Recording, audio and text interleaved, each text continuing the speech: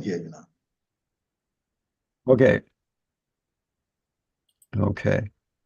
So, okay. Can I get permission to record this on my side? Yes, Maharaj.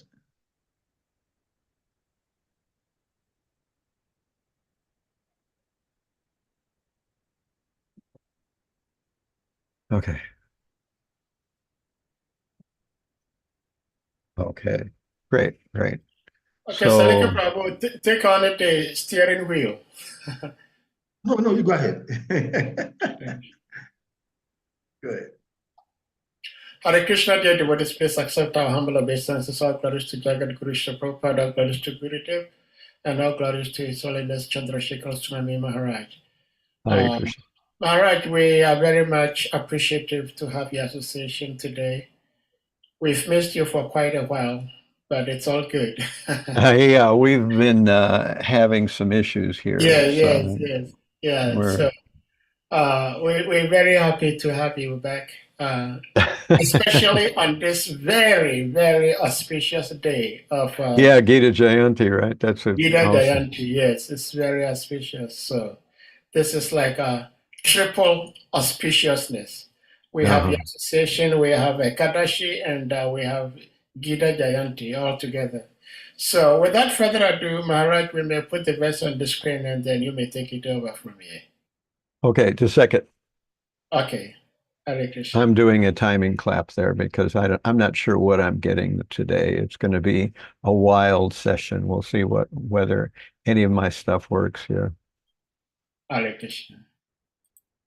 Okay, so we said Srimad Bhagavatam, Canto 2, Chapter 7, Text 32, is that right?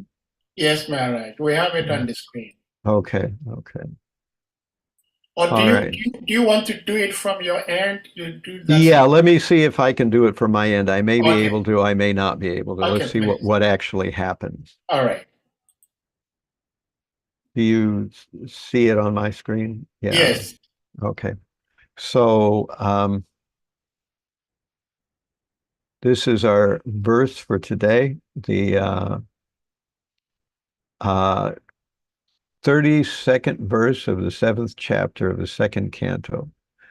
Goparmake pratihate vrajavi plavaya deva bivarsati pasun kripaya rirakshu darto chilindram evo sapta dimani sapta varsho mahidram anaghaika kade salilam. So this verse translates, we'll go down here to the translation. When the cowherd men of Vrindavan, under the instruction of Krishna, stopped offering sacrifice to the heavenly king Indra, the whole tract of land known as Vraj was threatened with being washed away by a constant heavy rains for 7 days. Lord Krishna, out of his causeless mercy upon the inhabitants of Vraj, held up the hill known as Govardhan with one hand only, although he was only 7 years old. He did this to protect the animals from the onslaught of the water. So I'll read the purport here, and let's see how long it is. No, it's not very long. Good. So Prabhupada tells us, children play with an umbrella generally known as a frog's umbrella, and Lord Krishna, when he was only 7 years old, could snatch the great hill known as the Govardhan Parvata at Vrindavan and hold it for 7 days continuously with one hand, just to protect the animals and the inhabitants of Vrindavan from the wrath of Indra, the heavenly king, who had been denied sacrificial offerings by the inhabitants of Vrajabhumi. Actually, there's no need of offering sacrifice to the demigods for their services if one is engaged in the service of the Supreme Lord.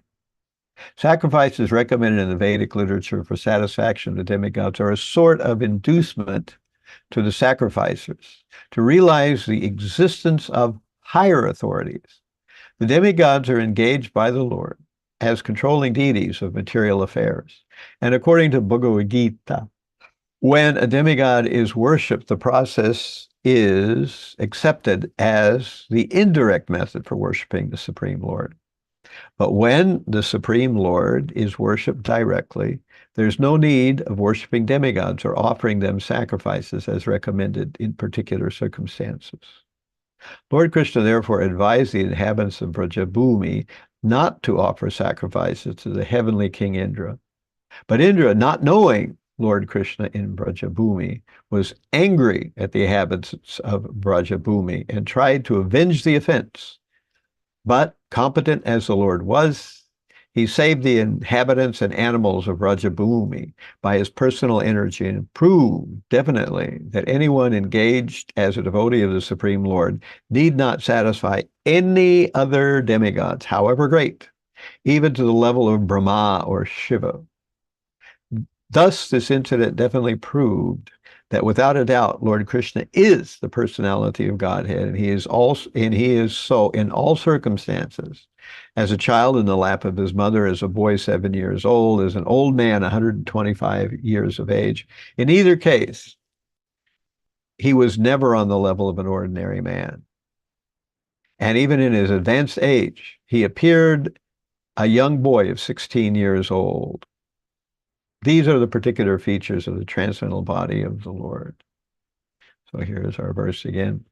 Goparmake pratihate vrajaviplavaya deva bivarshati pashun kripaya rirakshu darto chilindram sapta dinani sapta varsho mahidram anaghaika kare salilam.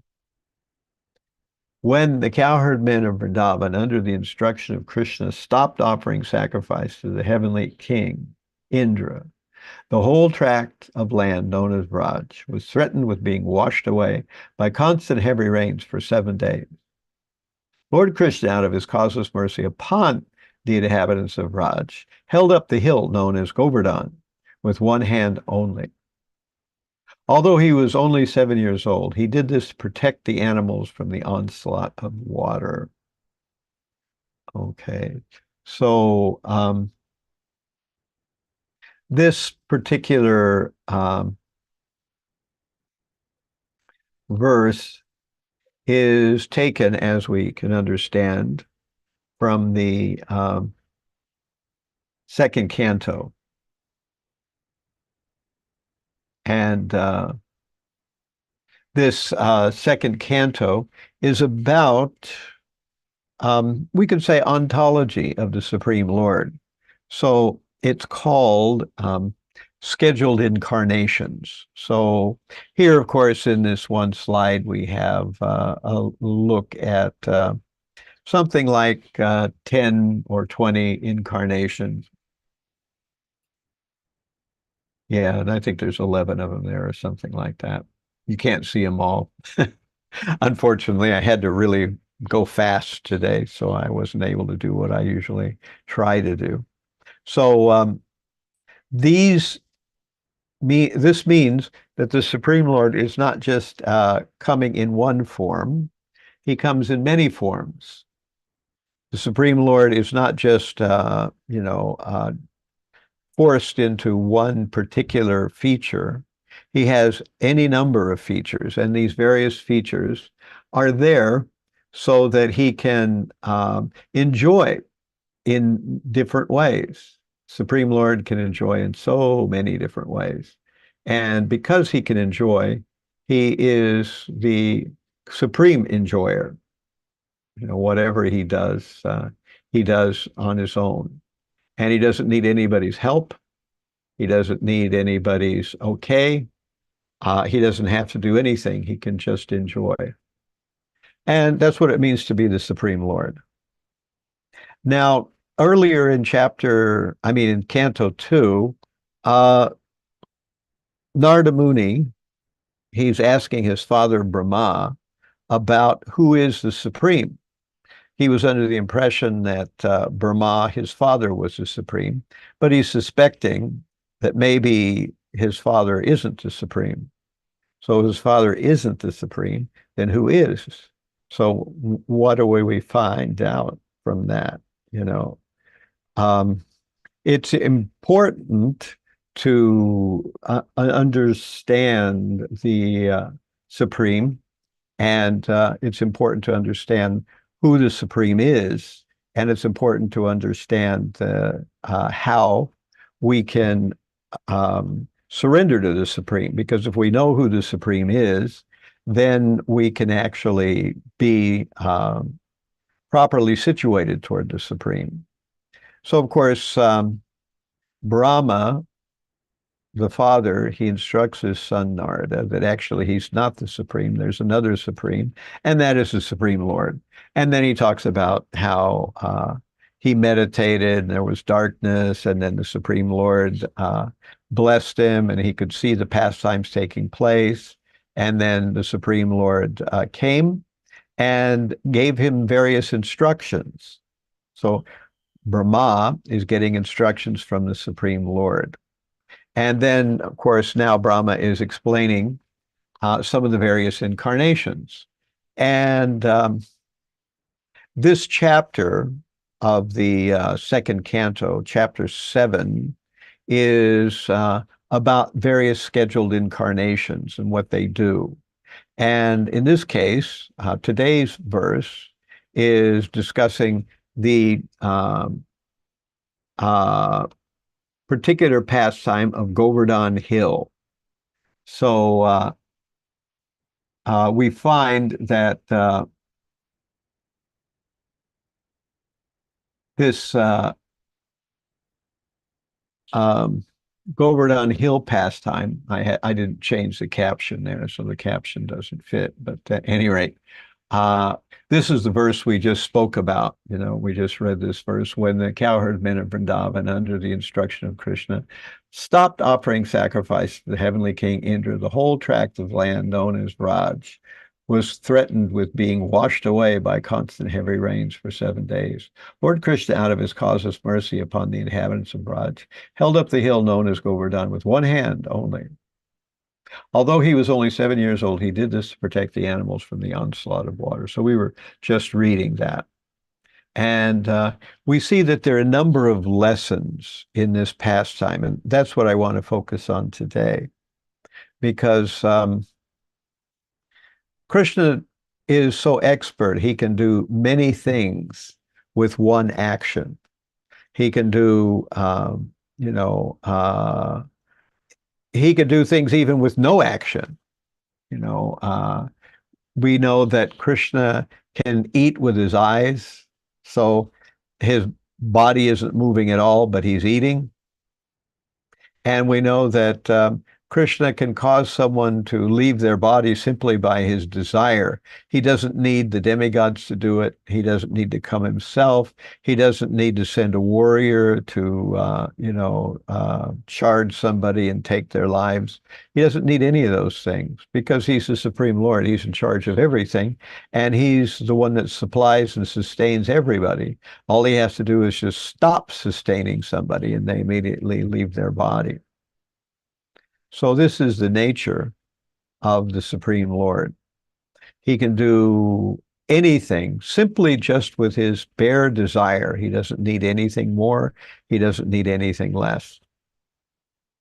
So in this case, this pastime, one of the things, we'll start with number 1 here. The first thing is that we should not become puffed up. That's probably the most obvious of all the lessons in this pastime of Govardhan Hill, that a person can imagine that they're very powerful or in a very important position.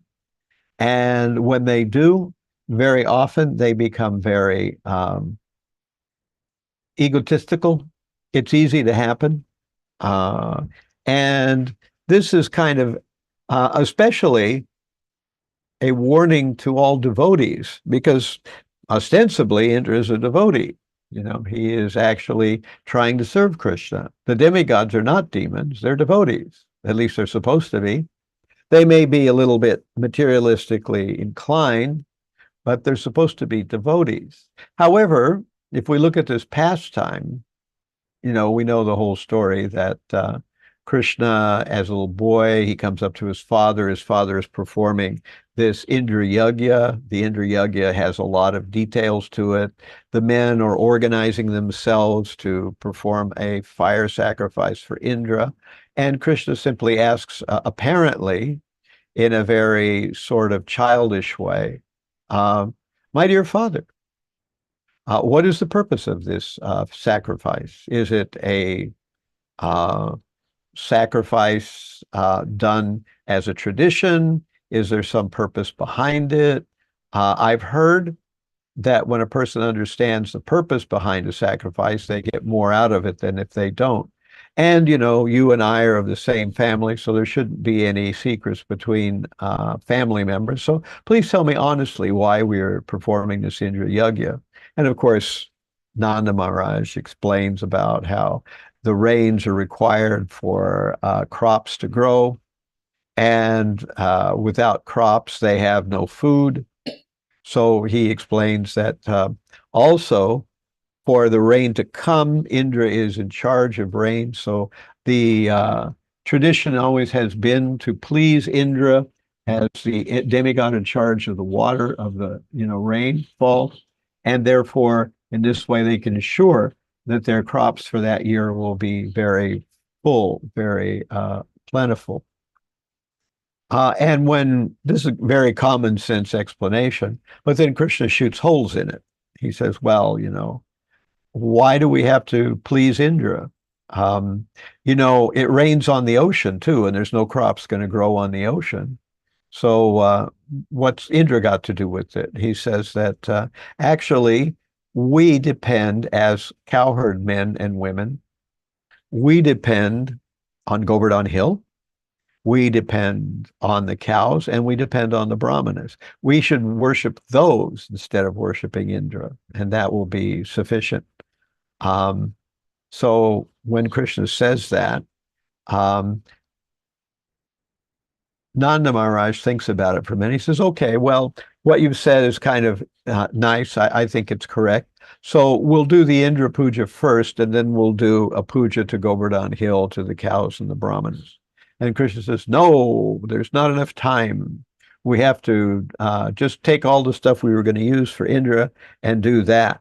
And of course, in the back of their minds, all the cowherd men can understand that Indra is not going to be pleased by this concept at all. He's going to be angry. And maybe he'll take it out on them. Maybe they'll have terrible rainfall. They'll have either too much or not enough, and it'll wreck their whole harvest season. So nonetheless, because Krishna is so captivating, he speaks so nicely, and he's so affectionate, the cowherd men decide, all right, let's do it that way. So they abort completely the Indra Yagya. We all know that story. They decide not to do it. And because they didn't do it, instead, they do this Govardhan Yagya, and Krishna explains how it should be done. They should have mountains of food, and they should circumambulate Govardhan Hill, and so on and so forth. There's all these details. And the cowherd men do that. And actually, it's a great bit of fun. They enjoy what they're doing. It's a happy setting. And at the very end of it, everyone is pleased. Govardhan Hill is, in this case, we find out something kind of unusual. The Govardhan Hill is sometimes seen as a devotee of Krishna and sometimes seen as a direct expansion of Krishna. So Govardhan Hill is sometimes understood in one way or the other way, and both are correct somehow or other. So don't ask me how that works, but at least that's what's being said in scriptures. So Govardhan Hill then sees all the food and immediately eats it all up, and it's all gone. And then, the whole story goes that he says, Anior, Anior, I want more, I want more. So when he says that, the cowherd men and the women, they go back and they take whatever they didn't use for making these mountains of food, and they take every last scrap of it, and they make a whole feast with that. And then again, Govardhan Hill consumes all of that, and it's all gone. And again, he says, Anior, Anior. So they're thinking, what do we do now? There's nothing left to cook. We don't have anything to offer anymore. What do we do now? But Balaram figures it out. So Balaram goes, oh, don't worry, I know what to do. So he goes and he gets a tulsi leaf and he gives that tulsi leaf to Govardhan, and then Govardhan is happy and he doesn't say Anior anymore. No more Anior anymore. So he stops and then everybody is happy. But there's one person that is not happy. And of course, we know that's Indra. He thinks, who do these cowherd men think they are? They didn't offer me any yajna like they usually do this year, so I'll teach them a thing or two. So he gets very angry and he informs the Samvartaka clouds, who usually destroy the whole universe at the end of the cosmic day of Brahma, for that matter, and also at the end of Brahma's life as well. So they're the clouds of devastation. He tells them, you go and you rain down on these puffed up cowherd men.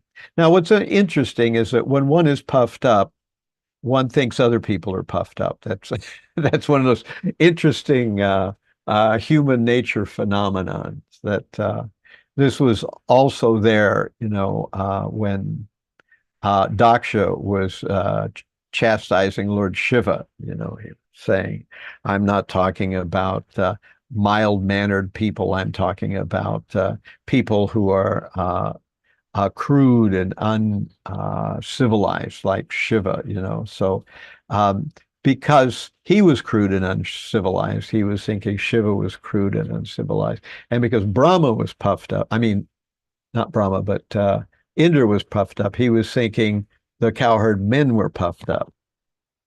So he wanted to prove that, hey, if they're going to not give me any yajna, all right, we'll see who wins on this one. So he wanted to deluge the cowherd men and the cows and the whole area of Vrindavan. So a lot of rain starts coming down. It becomes very, very wet. And, if you really think about it, Indra, he's not a demon, but he's acting pretty demoniac. He's actually trying to kill all the cowherd men and the cows of Vrindavan, which is, that's serious aparad, And of course, the cowherd men are thinking, well, we knew this could happen, that Indra wouldn't be happy by the fact that his sacrifice was being skipped, and that we don't know what's going to happen now. So we should have seen this one coming, and there's nothing we can do now. So we better ask Krishna for help. So they pleaded to Krishna that, well, if you want, we can all drown, but at least save the cows. Indra appears to be angry. We kind of were afraid that this kind of thing might happen because we didn't do his puja. So now we need you to help. And Krishna says, okay, I'll help. So Krishna immediately, tightened his belt, and he lifted up Govardhan Hill on the little finger of his left hand. We've all seen the paintings, very famous paintings of him lifting up the hill of Govardhan. And to prove that it wasn't a big deal, he used his left hand, not even his right hand. And he held it like that for 7 days. And everybody who was one of the cowherds, either the men or women or the children, they thought, wow, look at this. Krishna has made this big umbrella for us. And Krishna said, please come under this umbrella. You won't be wet and you'll be fine. And so they all moved under there. And it was like a festival for 7 days. They had a good old time under there, They watched Krishna, and Krishna was smiling. And cowherd men said, well, maybe Krishna's getting tired of holding that mountain up, It's probably pretty heavy. So they put their sticks up to try to help Krishna hold it up. And, Krishna was kind of smiling when they did that. And at one point, he kind of tipped it a little bit so the weight went onto their sticks, and they were feeling like the whole thing was going to crush down on them, and they became very frightened. And then Krishna said, okay, so he again got under it on the direct center, so the weight came off the cowherd men. But then they could understand that they really weren't helping him. He was doing it on his own. And, he was smiling, and the gopis were offering him various kinds of food and nice, you know, uh, kata and other things like that. And Indra was raining and raining and raining. Then he realized that this is going nowhere. This big mountain in the way. It's not going to make any difference. I've probably made a big mistake. So now, for the first time, Indra's thinking, I done made a big mistake. I made a big mistake. That this wasn't just some Krishna. In India, for thousands of years, mothers have named their kid Krishna, So Indra was under the impression this was just some Krishna. It wasn't the Krishna. But he could see that this little boy was a little bit more than what he thought. And he began to realize that he was making a big mistake. So he thought, my dear Samvartaka clouds, you go away and I'll stop making thunderbolts against the Govardhan mountain. Govardhan mountain was actually so much happy to serve Krishna in this way, and the cowherd men and women, that he didn't even notice that he was being struck by thunderbolts and that there was a big deluge going on above him. He was quite satisfied. And when there's another story that I just heard today that I'd never heard before. Bhakti Chaitanya Swami tells it on a thing about the glories of Govardhan Hill.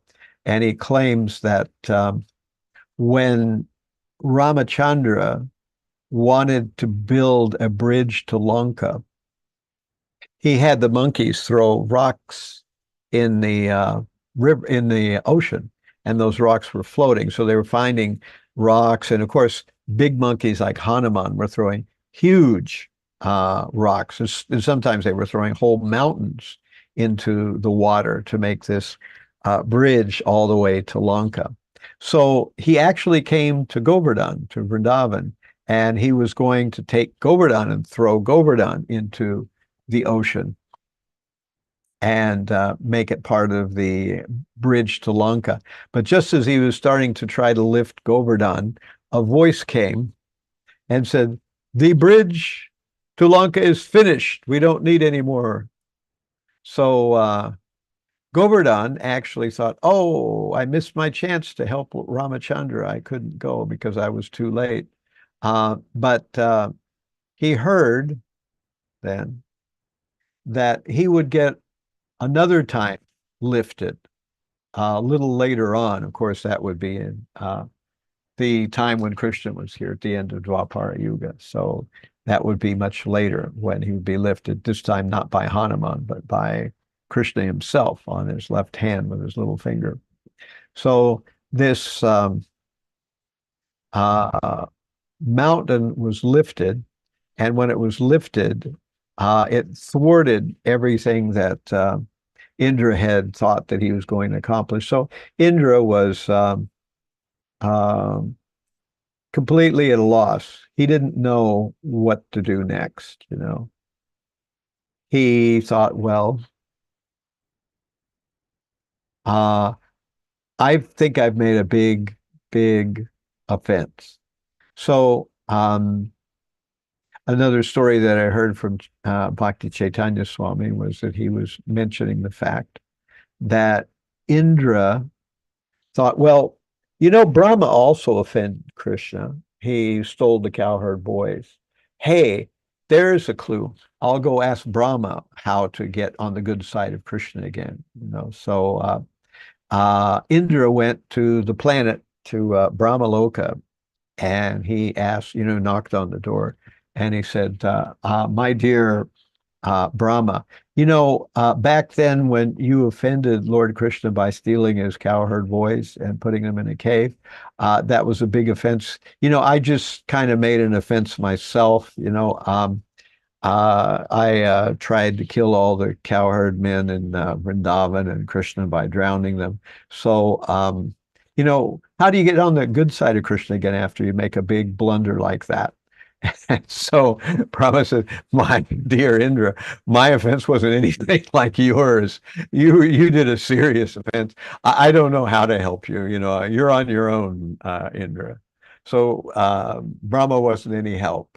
And so Indra thought about it, and he thought to get a Sarabi cow, So he went to try to meet Krishna in Vrindavan. And, so Indra comes to Vrindavan, and Krishna's there, and he's performing his pastimes. And Indra goes and he, grabs Krishna's lotus feet, and he cries and prays to be forgiven. And Krishna doesn't even pay any attention to him at all. He just ignores him altogether. So Indra is thinking, well, that didn't work. And then later he brings a Sarabi cow because he knows that Krishna likes Sarabi cows. So if the Sarabi cow says a good word for him, maybe Krishna will reconsider. And that's exactly what happens. The Sarabi cow comes, and Krishna is very pleased by seeing the Sarabi cow. And then the Sarabi cow says, Indra's really sorry for what he did, et cetera, et cetera. And then Krishna forgives him. So the whole story winds up nice. But we see that one of the themes here is the theme of becoming puffed up or becoming too much, carried away by your own. There's somebody's sound is coming in there. Okay, too much carried away with your own glories, and that was what was happening to Indra. But there's other various lessons here. What's another lesson? So let me go here. You don't need to depend on anyone other than Krishna. So that's the whole idea of Krishna saying to leave aside the demigods. Because if you're performing service to the Supreme Lord, to Krishna, you don't need to worry about any demigods. You don't need to do any separate pujas to them or anything like that. If you're just a servant of Krishna, if you're pleasing the Supreme Lord himself, there's no need to do any of those other things. So we know, and the analogy is there, that when you offer water to the root of a tree, you don't need to put water on each leaf. You just offer water to the root of the tree, and that does all you need to do. So Krishna made that same point in the story just before this story of the Govardhan, lifting of Govardhan Hill, when Krishna and Balaram were hungry, and he sent the cowherd boys to ask the Brahmanas, and the Brahmanas were performing a sacrifice. So again, there's the same theme there. They were performing a sacrifice, and they thought, well, who are these boys? We've got this important sacrifice to do. So they did their sacrifice, and they ignored Krishna and Balaram and their friends. And then later on, they went to their wives, and the wives didn't ignore. And then the Brahmanas realized they'd made a mistake. So again, we had the same kind of thing. The Brahmanas were a little bit caught in their own false ego, a little bit puffed up. And therefore, instead of, worshiping Krishna directly, they were thinking that this yajna was much more important. And we understand, and Krishna makes it really plain in the Bhagavad Gita, that all these yajnas, the only purpose of them is to bring a person to transcendental knowledge. And by transcendental knowledge, that means that one understands that one is servant of Krishna. So if one is already understanding that he's servant of Krishna and already serving Krishna in bhakti yoga, there's no need to do any other kind of yajna. You're already doing the best kind of yajna, which is bhakti. So that's the other theme here. Krishna is pointing out that in this Govardhan Hill pastime, that the cowherd men didn't need to worship Indra. They could just worship Krishna. And I assume from that episode onward, that's exactly what they did. But what else do we learn from this? That Krishna comes to exhibit his own pastimes to the lost world. That's explained by Burijan in his explanation of this section of Bhagavatam, that Krishna, he comes to the earth, but, he doesn't need anything here. It's not like Krishna saying, hey, there's some interesting stuff going on down there in the material world. Let me go check it out. The spiritual world's got way more stuff going on. And the spiritual world is eternity, knowledge, and bliss. So why would he want to come to the material world? And he doesn't need to learn anything here. And he's pledged not to interfere with the material conditioned souls in their desire to enjoy in the garbage dump of the material world. So he's not going to, mess with their desire. So why is he coming here? And of course, the reason is that he shows his pastimes in this material world to hopefully attract some of the conditioned souls. So some will have engaged in the process of bhakti and will be attracted, and therefore such people will come back to the spiritual world eventually because they actually get a chance to participate in Krishna's pastimes. So that's another thing, and that's one of the themes that's made in this whole section, not just in chapter 7 of the second canto, but even earlier on, this whole idea of scheduled incarnations. The whole section of Canto 2 is all about this kind of thing of various incarnations and what they're doing. So another thing that we learn in this pastime here is that Krishna is always enjoying. That's number 4. That Krishna never does any real work. He just enjoys. He appears to do work. The cowherd boys, they're being sent out by Nanda and the elder cowherd men to tend to the cows, but really they just goof off, and the cows, are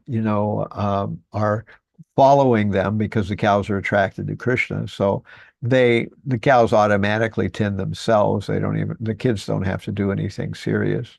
They're just, having fun. And in this way, Krishna is at the center of enjoyment, and he enjoys by having pastimes with his cowherd boyfriend. He has enjoyment by having pastimes with his mother and father and the elder gopis and gopas. He has pastimes with the gopis, which is a whole different type of enjoyment. And then he has even pastimes with the cows and other creatures that are there. So Krishna is enjoying in so many ways. Of course, he does this permanently in the spiritual world, but he also does this in the material world. And, this is another thing that we learn. What I'd like to do now, I think, is I'll take a break here from blabbing and see if there's anybody that has any questions, and we can talk about some of the other things that this pastime teaches us. Anything from over there? Hare Krishna. Thank you so much, Maharaj, for sharing with us this amazing pastimes of Krishna lifting the Govardhan Hill. Dear devotees, if anyone may have question, comment. Salika Prabhu, please you may unmute. Hare Krishna. Hare Krishna, Maharaj. Thank you very much Hare for Krishna. Hare Krishna. Thank you so much for the beautiful class. And when you started the class, you were describing this pastime. You were talking about Indra not being a demon; it was a devotee. But here, he was acting demonically. Yeah. So one way to look at this is that we could say, okay, this is Krishna's pastimes. But in our times, in our modern times, we see sometimes devotees also, they act somehow weird, and then you find it difficult to understand. So, and we can categorize them as part of Krishna's Leela. So how do we understand this, Maharaj? Yeah, right. I think you've kind of seen the thinly disguised metaphor there that this is kind of unfortunately something we run into all too frequently, is devotees kind of acting in a way that isn't exactly, they're not demons, but they're certainly not acting in a way that's favorable for devotional service, at least for some other people's devotional service. I think in one sense, it usually is because of the same reason. Indra, he's ostensibly a devotee, and we see that after he realizes that it was Krishna that he was messing with, that he realize I messed up. I have to do something. I have to. So that's how a devotee would react. A demon wouldn't react like that. A demon would think, Krishna, phooey on him. I'll just double down and I'll get rid of him altogether or something like that. But sometimes devotees,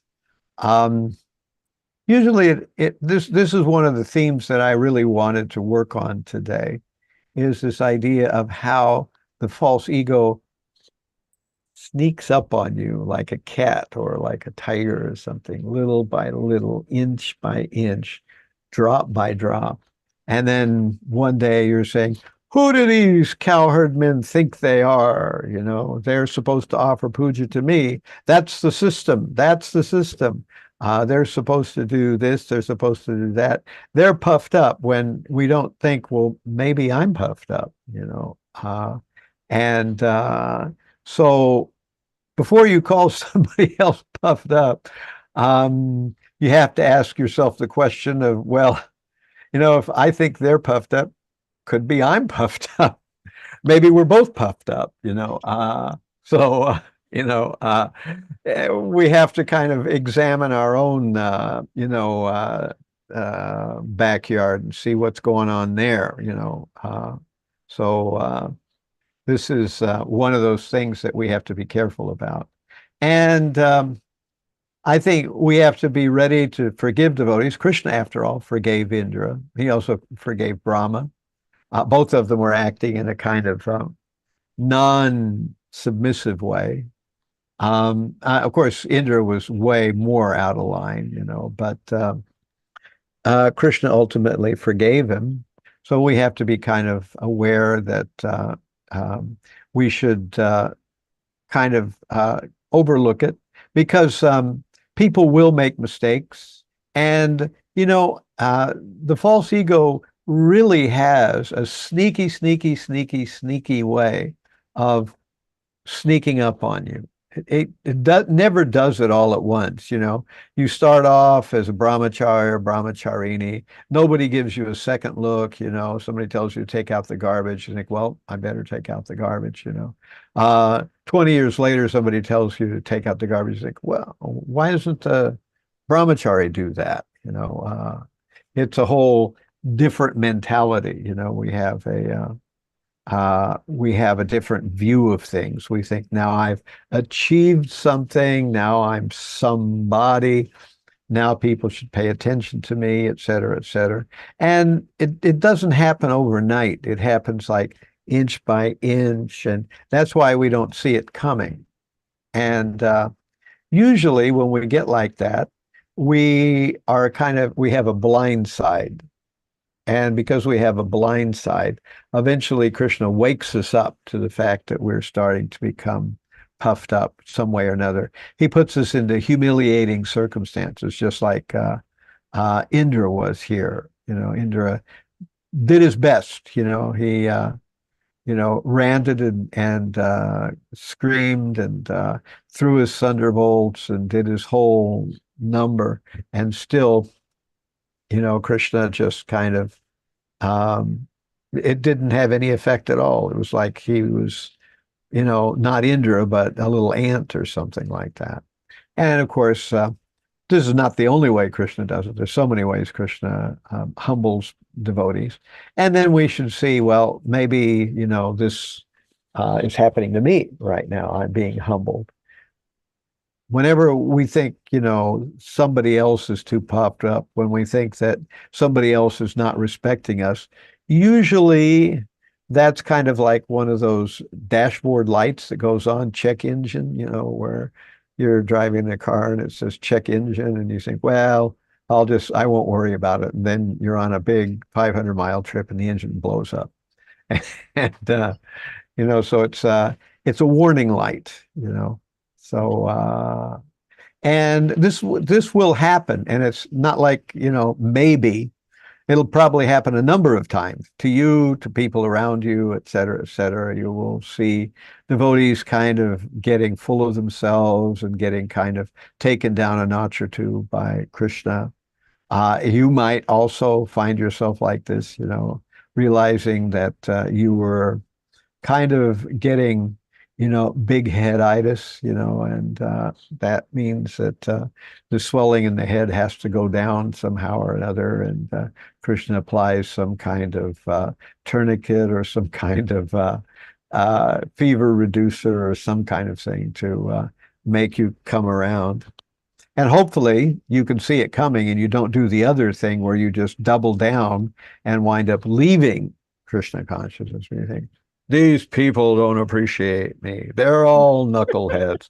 I've done all this work, and why did I waste my time all these years? I could have made a lot of money and been somebody by now, So let me go out there. And then the material world really does one on you. And the material world's a lot heavier than the devotees are, It just knocks you around like one of those steel balls in a pinball game, bump, bump, bump, bump, beat, beat, beat, bada, bada, bada, bada, bada, the whole thing, the whole thing, we get knocked around. Then we come back to the devotees thinking, oh, yeah, I'll try not to fall into that trap again. I won't do that one again.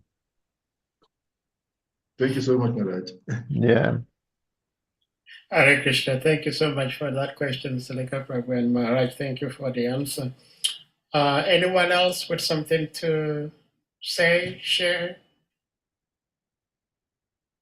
Maharaj, I understand, was it Srivastava who was framed to have become a Kali worshipper? Some people, yes. So my understanding and what I'm trying to get to understand from you, Maharaj, is the inhabitants of Vrindavan had already prepared the paraphernalia for worshipping Indra.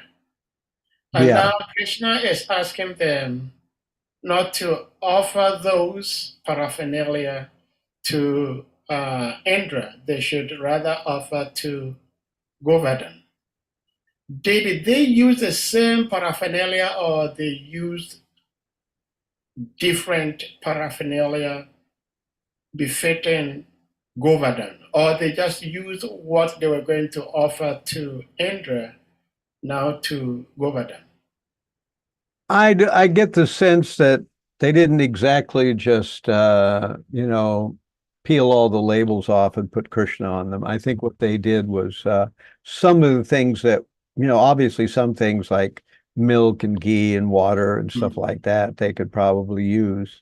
But other things they probably couldn't use because they aren't for worshiping Indra, they're for something else. Okay. Oh. But the other bewildering situation in this pastime is that Vrindavan is eternal. And therefore, all the residents in Vrindavan should be eternal devotees of the Lord. And we understand the Vrindavan on this earth planet is just like a facsimile of the original Vrindavan. So there is pretty much like no much difference. So my question is, why would such elevated souls, knowing that Krishna is the absolute, is the supreme Lord, still engage in offering worship to demigods? When Krishna says in the Gita that demigod worship is not for intelligent class of men. And these people they are more than intelligent class of men. They are beyond intelligent people. Why would they still be engaged in demigod worship? Well, I think that has something to do with Vedic culture. We do some things because they are Sanatana Dharma. They're the, process of devotional service. We learn about what the process of devotional service is, and we do it like that. But we do some things because they're traditional. Like right now it's Christmas. So sometimes devotees have a special dinner on Christmas or something like that. What it is with the cowherd men is that now, if the cowherd men were 100% straight ahead bhaktas the way we think of them today, that means the only thing they would do is worship Krishna.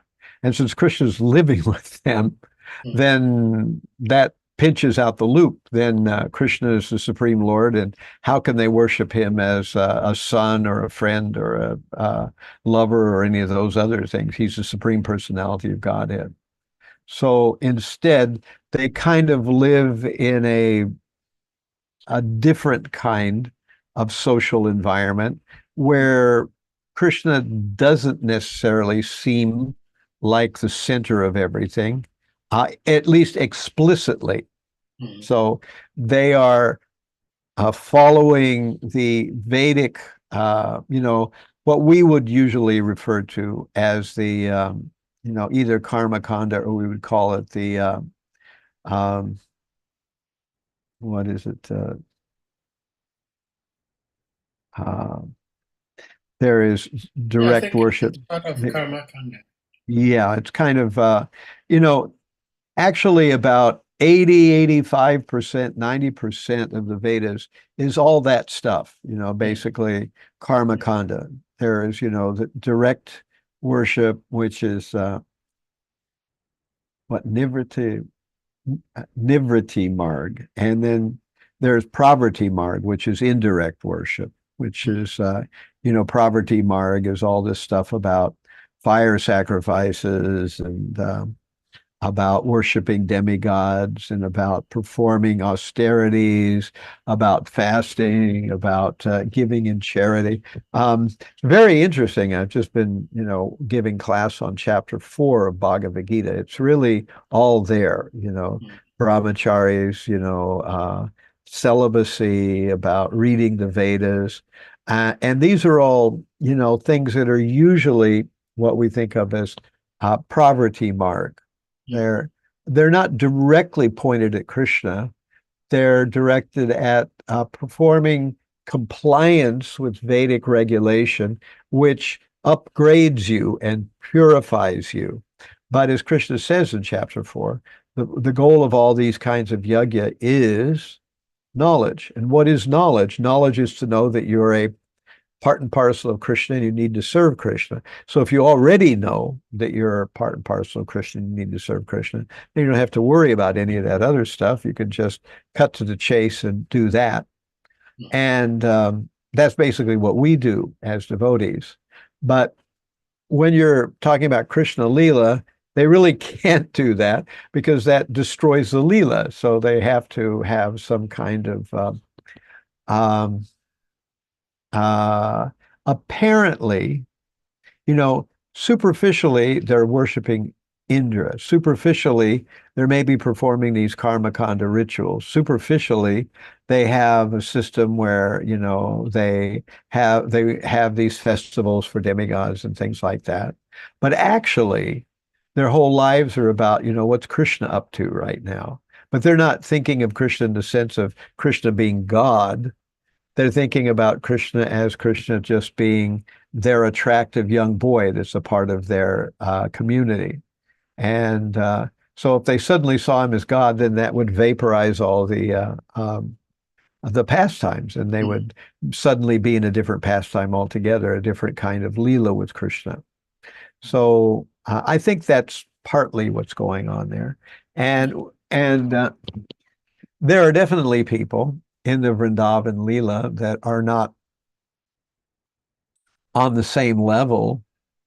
So they genuinely are performing various kinds of karma kanda and pravarti marg level actions. They are doing those things in the usual mundane way for elevation of the heavenly kingdom, for good karma, for a nice wife, nice husband, for success in the business, for the crops to grow. They are really doing it for that purpose. But those who are part of the actual internal Leela, it's kind of like, almost a drama. People take roles, and Krishna gives them these roles to play. But the real focus of the role is Krishna himself. And because they're very deeply devoted devotees of Krishna, then they're really focused on him, although it appears that they're doing these other things. But when Krishna does a pastime like this Govardhan Hill pastime, what he's doing is setting it up so that people who read about it in the future will get that message out of it.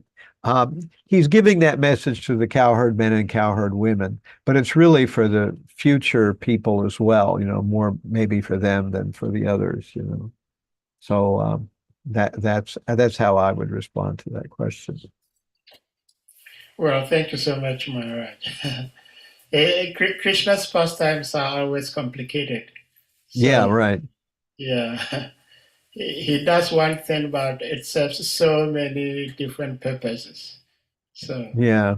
And there's different levels going on, There's people who are getting purified by being part of Krishna's pastimes. There are people who as eternal associates that are there. They're in the spiritual world too. So they're not being purified. They're just enjoying with Krishna. But, Krishna sets up this situation. So for people who are not very deeply devoted to Krishna, what they see is that Krishna's pastimes are showing how important it is to follow Vedic regulations. That's what they get from that whole scenario. But people who are actually devotees of Krishna think, oh, it's not about the following Vedic literatures and various Vedic formulas and rituals. It's about loving Krishna. So it's kind of, depending on your level of awareness is what you walk away with, what you see. And it works on both levels. Actually, it works on other levels too. That's just 2 levels, but there are more levels going on. Yeah. Well, thank you so much, Maharaj. But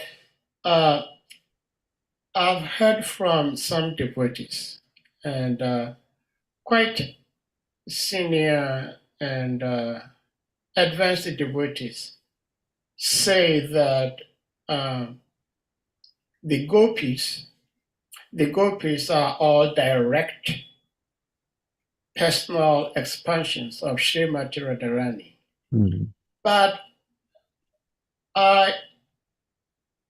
it's difficult for me to accept that as a fact, as a matter of truth, in the sense that, just like you rightly saying, Maharaj, here, that we should also not forget about different levels of devotees in Vrindavan, that I don't recall exactly where, but somewhere in one of Srila Prabhupada's papers, that actually more than one, that when Krishna was adventing on earth for his pastimes 5,000 years ago, some wives of the demigods also partook in the pastimes, and they came and played the role as gopis. And at the end of the pastimes, they went back to their various abodes. So they went back to what? They went back to their various abode. I see, to their heavenly abode. To their heavenly planets. And that gives me the conviction that, yes, even though they are all gopis, but there are levels. There are those that are eternally with Krishna, and there are those who were given the opportunity to take role in such pastimes. So my thinking is just what you were saying, that there are different levels of devotees, and that especially on this earth planet, they follow the tradition, whereas others may not follow the tradition. Could that be the case, that because there are levels of devotees, some may do like this karma kanda, whereas others may stick strictly to Krishna bhakti and nothing else? Right, right. It depends always on the nature of the person, you know, that some people come, I'm convinced that some people come to Krishna consciousness because they're attracted to the philosophy. They may not have ever met anybody in Krishna consciousness that they're immediately taken with, but the philosophy is so convincing that they follow for that reason. Other people come to Krishna consciousness because they have a mystical experience, you know, that I've heard devotees say that, you know, Prabhupada said something and suddenly this man is my spiritual master, you know. They had no concept like that at all. And suddenly they think, whatever it is, I've got to drop everything and follow him. Yeah. They have a mystical experience, you know. Other people meet a devotee and they think, I've never met anybody like that.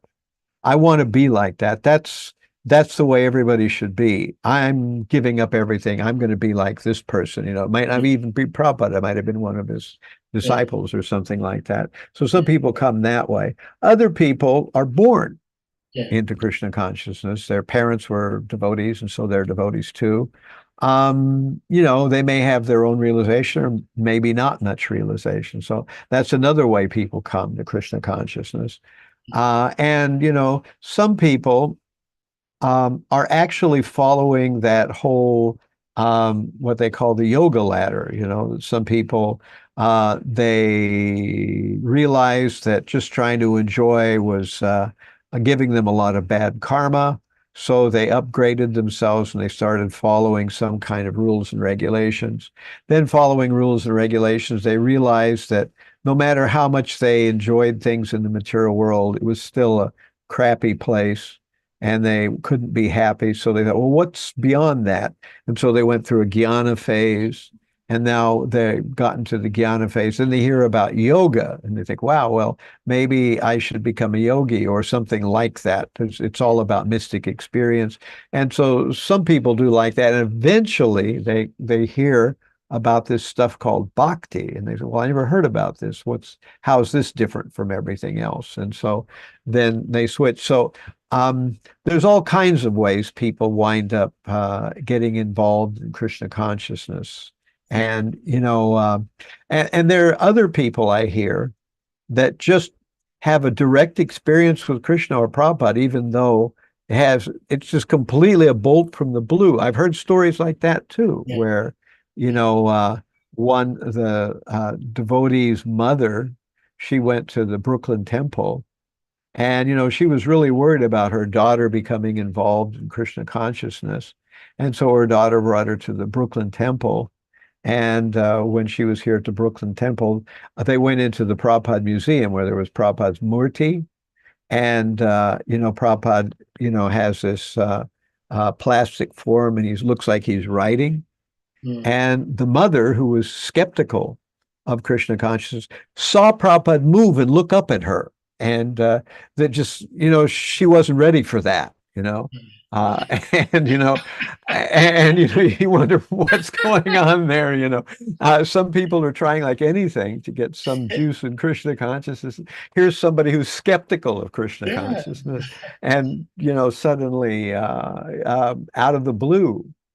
And there's that whole also famous story about New Vrindavan where, you know, when the whole Kirtananda era happened, they had, you know, tourists coming through in New Vrindavan. They would go and they would see Prabhupada's murti and Prabhupada's Palace of Gold. And some lady from Ohio somewhere is on one of these tours.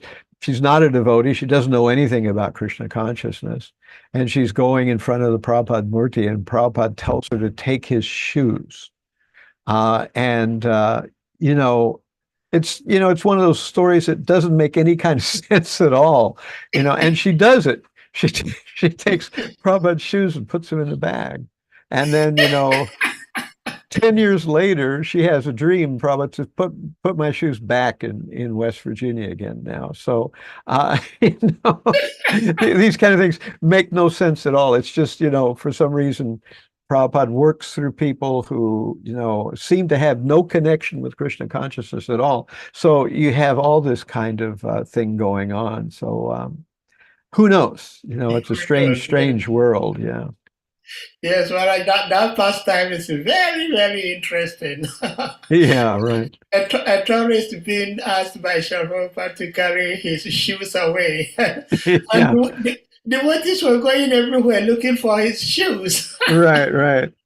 And who would ever guess that Nobody. no one would ever guess that some, lady out of nowhere in Ohio would decide that, that she should take Prabhupada's shoes, because Prabhupada actually appeared to her and told her to do it. And then later on, Prabhupada appears in a dream and tells her to take them back, So it's amazing, actually. So it just shows that what we think is the material world is all a fake, that it's really a playground for Krishna and his devotees. And although things seem solid and rational, although things seem to follow, physics and all those rules and regulations of the way the material world works, sometimes it's peekaboo. This is, I'm breaking the rules now, but you don't need to worry about it. That's the way Krishna is sometimes. He just breaks the rules. Sure, Prabhupada Ki Jai. Thank you so much, Maharaj, for sharing that wonderful, sweet pastime. Dear devotees, if anyone has something to share before Maharaj leaves, there is one quick video we would like to play, but we would like to see if somebody has something to say or ask before we do that. And Maharaj, we'll beg of you to be here for us while we play this brief video. Okay. Yes, Okay. thank you. All right. Anyone else? All right. Maharaj, we have one of our devotees here from West Africa, and he is actually here with us on this forum today. Mhm. And he, I would say single-handedly, but of course, he has some help with other devotees.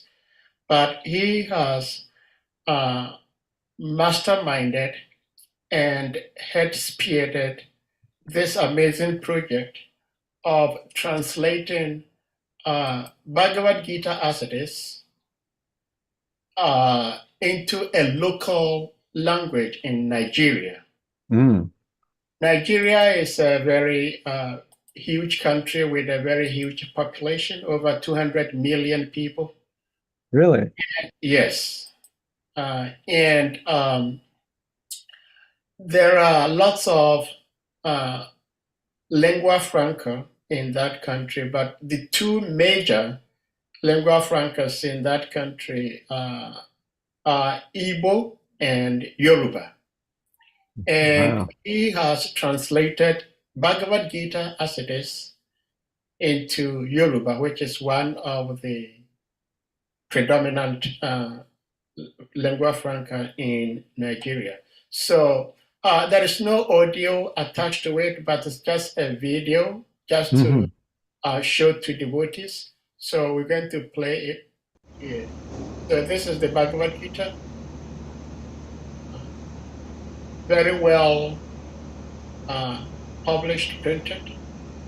Where was it printed? In Nigeria or somewhere else? I am not sure whether it's Nigeria or Togo, because we will let Prabhuji speak a little bit about that after the video. Okay. But okay, so this is very colorful and beautiful.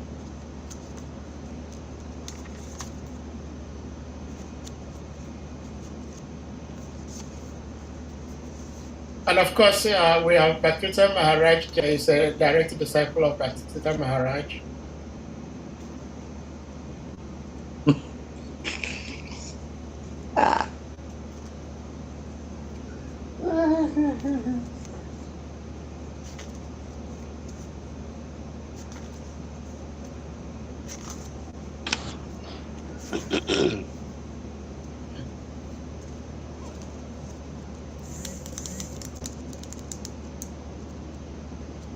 Very well printed. Yeah, it looks beautiful. Yes.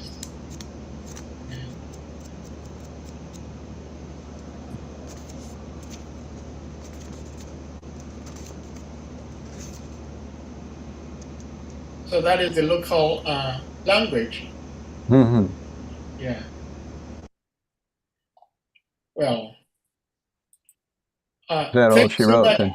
So, His Grace Shrimad Prabhu, would you like to share a little bit about the Bhagavad Gita with us? For example, like Maharaj was asking, where exactly was this printed? Was it in Nigeria or in Togo? Please accept my humble obeisances, Maharaj. Yeah, Our glories to your holiness. And thank you very much, Sade Prabhu, for sharing this on the forum. Yeah, actually, it was printed in Nigeria. Yeah, it's printed in Nigeria, and we're yet to do mass publication because the printer somehow, well, we gave it for printing during the COVID period, so it had some problem when there was lockdown, and then afterwards he passed away. The printer passed away. So we're yet to do the mass publication. Right now, I took the opportunity to again do revision. I'm still again doing another revision before doing mass publication. But it was ready, and that was a copy made, just like a sample copy that was made before we were supposed to go into mass publication, and then COVID came in, and then the guy died later on. So that is, of course, we share that today because today is Gita Jayanti, and it's an appearance of Gita in another language, so it's worth talking about it today. Thank you very much. So you did the translation, or somebody else did the translation? I did, Maharaj. I did the translation. Okay. Actually, I did. So who was it that died then? I'm trying to understand. The printer. The printer. Oh, yeah. Like the person who was to do the publication. The publisher. Yeah, the publisher, right? Yeah. How long did it take to translate? It took me 2 years, actually, 2 years, and then revision and back and forth. So I started 2018, and then by 2020 we were ready for publication. Oh. Yes. So 2 years exactly. Yeah. Wow. Now we are doing another one for the Togo language. Actually, by next year ending, hopefully we should be celebrating the appearance of Gita in the language, Ewe language. So this one is being done by the devotees here, and I'm actually also doing my part in that also. So how many languages are there in Africa, or does anybody know? Is it like no, it must be somewhere in the thousands, right? Thousands of languages. Thousands. But I suppose that there are some major languages. Yes, right? there are major. Yes. What are the major languages? It depends on the country. Every country has its own languages? So yes, some major languages and many local languages, yeah. Oh, really? So each country has its own languages. Many languages. Yes. In Nigeria alone, there is over 500 languages.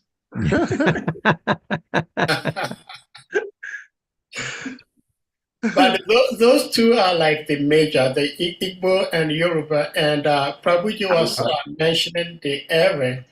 That is spoken across 3 or 4 different countries. So that is also a very big language which covers lots of population.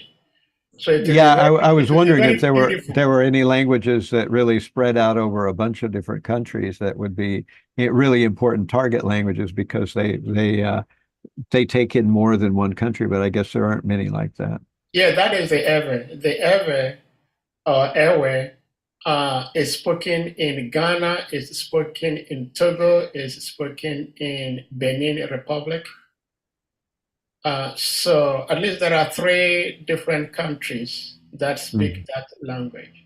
So Yeah, I think Prabhu did not mention something very significant about this publication, and I think I should share that. And that is, this Bhagavad Gita was not just translated and published, but it was reviewed by several university scholars who reviewed the book after it did translation for authentication, for scholarly acceptance. And several university professors who speaks the language of translation made a review and wrote a commentary on the as part of the book publication. Yes. And Salika Prabhu was the one who helped to give this to some of the professors. Yes. Thank you, Prabhu. Thank you. Yeah. Thank you so much. So, Maharaj, we really appreciate your presence here and blessing us with our humble service to Guru and Krishna. And Shrimad All thank glorious. you so much for your service. But So, how many of you are actually in Africa, and how many are in the United States? Just few of us. Salika, who is just speaking, he is in Africa. Shima Varaha is in Africa. Let me see who else is here. You're in the U.S., right? Yes, Sahadev? Maharaj. Yeah, Anandini Dhanam is there. Anadini Dhanam, yeah. It's in Africa. And I think those are the only 4 from Africa here today. Mm-hmm. Yeah.